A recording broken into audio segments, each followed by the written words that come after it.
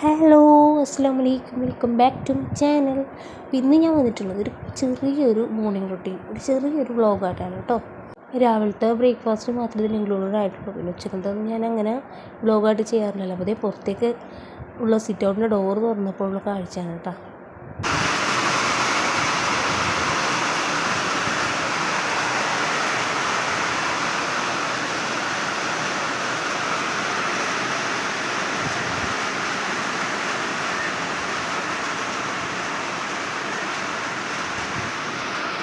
അത്യാവശ്യം നല്ല മഴ പെയ്തിട്ട് നല്ല മഴ, പക്ഷെ ഒരു ഇത്തിരി നേരത്തേക്ക് ഉണ്ടായുള്ളൂ. പിന്നെ അത് ഇങ്ങോട്ട് പോയെന്നറിയില്ല. അപ്പോൾ മഴ ആസ്വദിച്ച് നിന്ന് കഴിഞ്ഞാൽ കിച്ചണിൻ്റെ പണിയൊന്നും നടക്കില്ല എന്നുള്ളതുകൊണ്ട് തന്നെ ഞാൻ വെള്ളം തിളപ്പിക്കാനുള്ളത്, കുറച്ച് വെള്ളം ഞാൻ കുട്ടികൾക്ക് കൊണ്ടുപോകാനുള്ളതൊന്നും തിളപ്പിച്ച് മാറിയാണ്. ബാക്കി നമുക്ക് കുടിക്കാനുള്ളതുണ്ട്. അപ്പോൾ പോരാ, അത് പിള്ളേർക്ക് അങ്ങനെ ചെറിയ ചൂടോടെ അങ്ങനെ കൊടുത്തു വിടും.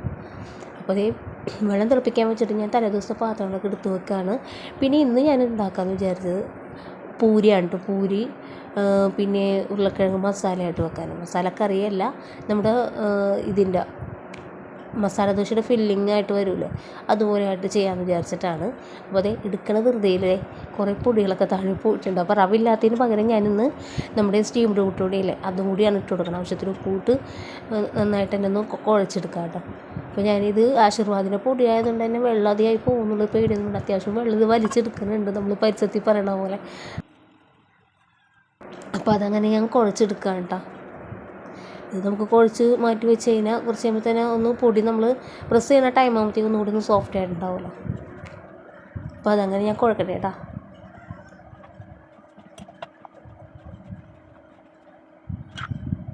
ലാസ്റ്റ് കുറച്ച് ഓയിലും കൂടി ഒഴിച്ചിട്ട് ഒന്ന് റെസ്റ്റ് ചെയ്യാൻ നമുക്ക് മാറ്റി വെക്കാം. ഇനി അടുത്ത് നമുക്ക് കിഴങ്ങൊക്കെ വേവിക്കാനായിട്ട് വെക്കാം കേട്ടോ. അപ്പോൾ അത് ഞാൻ ഇതൊന്ന് പീൽ ചെയ്തെടുക്കാമെന്ന് വിചാരിച്ചാൽ പീലർ എടുക്കില്ല ഞാൻ. എനിക്ക് ഈ കത്തി തന്നെയാണ് ഇപ്പോഴും എടുക്കണത്. വേറെ എന്തെല്ലാം ടൈപ്പ് കത്തികൾ മീഷോന്ന് വാങ്ങി വെച്ചിട്ടുണ്ട്, കളർഫുള്ളായിട്ടുള്ള. പക്ഷെ എനിക്ക് എന്തോ ഇതിനോടൊരു പ്രത്യേക ഇഷ്ടമാണ്. ഇത് വെച്ചിട്ട് പെട്ടെന്ന് കട്ട് ചെയ്തും കഴിയും. നല്ല അത്യാവശ്യം മൂർച്ചയുണ്ട്. അപ്പോൾ അത് ഉരുളക്കിഴങ്ങൊക്കെ ഞാൻ അത്യാവശ്യം നന്നായിട്ട് തന്നെ ഒന്ന് കഴുകിയെടുക്കുന്നുണ്ട്. അങ്ങനെ നമുക്കത് ഉരുളക്കിഴങ്ങ് ഒന്ന് ചെറുതാക്കി ഒന്ന് കട്ട് ചെയ്തിട്ട് കൊടുക്കാം കേട്ടോ. അപ്പോൾ നമുക്ക് ഉടച്ചെടുക്കാനായിട്ടും എളുപ്പമായിരിക്കും. പിന്നെ പച്ചമുളക്, സവാള ഇതൊക്കെ കട്ട് ചെയ്ത് കൊടുക്കും. ഒപ്പം തന്നെ കുറച്ച് ഉപ്പ് ഇട്ട് കൊടുക്കുന്നുണ്ട്, കുറച്ച് മഞ്ഞൾപ്പൊടി, ഒരു നുള്ളു ഗരം മസാലപ്പൊടി. ഞാൻ പെരുംജീരകമൊക്കെ ഇട്ട് പൊടിക്കണ കാരണം എല്ലാത്തിലും ഞാനിത് ഇട്ട് കൊടുക്കും കേട്ടോ. ഇങ്ങനെയുള്ള കറികളൊക്കെ വെക്കുമ്പോൾ ഞാൻ ഇട്ട് കൊടുക്കും. പിന്നെ ആവശ്യത്തിന് വെള്ളവും കൂടി ഒഴിച്ചു കൊടുത്ത് നമുക്കിതൊന്ന് വേവിക്കാൻ വെക്കാം. അപ്പോൾ എനിക്ക് നിങ്ങളോട് പറയാനുള്ളത്, യൂട്യൂബിൻ്റെ പുതിയൊരു അപ്ഡേഷൻ വന്നിട്ടുണ്ട്. അപ്പോൾ ഇനി 2027 ആകുമ്പോഴത്തേക്കും നമുക്ക് വാച്ച് ടൈം 4000 എന്നുള്ളത് 8000 ആവുന്നുണ്ട്. എൻ്റെ ചാനൽ ഇതുവരെ മോണിറ്റൈസ്ഡ് ആയിട്ടില്ല. 5 വർഷമായി. ഇടയ്ക്ക് വെച്ച് സ്റ്റോപ്പ് പോയതിൻ്റെ പേരിലാണ് ഒരുപാട് വ്യൂവേഴ്സിന് അവർക്ക് നോട്ടിഫിക്കേഷൻ ഒന്നും കിട്ടണില്ല കേട്ടോ. അപ്പോൾ അതുകൊണ്ട് തന്നെ നിങ്ങളൊന്ന് എന്നെ തീർച്ചയായിട്ടും നിങ്ങൾ സബ്സ്ക്രൈബ് ചെയ്തിട്ടുള്ളവരാണെങ്കിൽ എൻ്റെ ലോങ് വീഡിയോസ്, ഷോർട്സും നിങ്ങൾ തീർച്ചയായിട്ടും ഒന്ന് കാണാൻ ശ്രമിക്കുക കേട്ടോ. കൂടുതൽ എന്നെ സപ്പോർട്ട് ചെയ്യാനും നോക്കുക.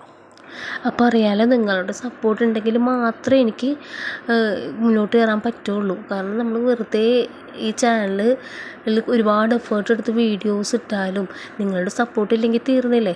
അപ്പോൾ അത് നിങ്ങൾ എൻ്റെ വ്യൂവേഴ്സ് ആണെന്നുണ്ടെങ്കിൽ എന്നെ സബ്സ്ക്രൈബ് ചെയ്യാതെ കാണുന്നതിനുവേണ്ടി തീർച്ചയായിട്ടും സബ്സ്ക്രൈബും ചെയ്തേക്ക്.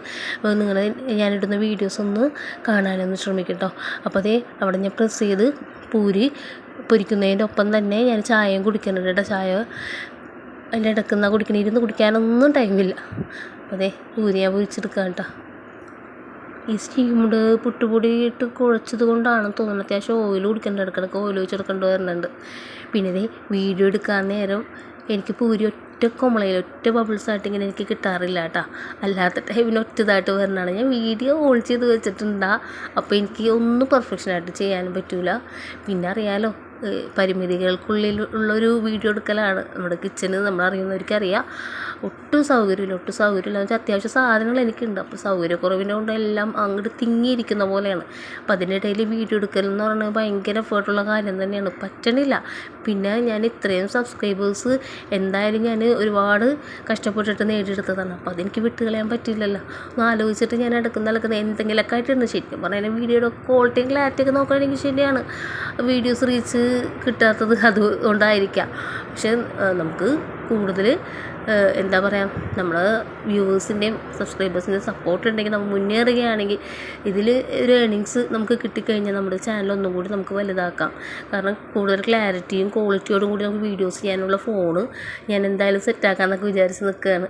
അപ്പോൾ ഒപ്പം തന്നെ ഞാനിത് കടുക് വറുത്ത് നമ്മുടെ ഉരുളക്കിഴങ്ങിലോട്ട് ഇട്ട് കൊടുത്തിട്ടുണ്ട്. അതൊക്കെ ഉടച്ച് ഇതാക്കി കൊടുത്തിട്ടുണ്ട്. അപ്പോൾ ഞാൻ പിള്ളേരെയൊക്കെ അയച്ചതിന് ശേഷം ഞാൻ ഇത് പൂരി കഴിക്കാനാണ് കേട്ടോ.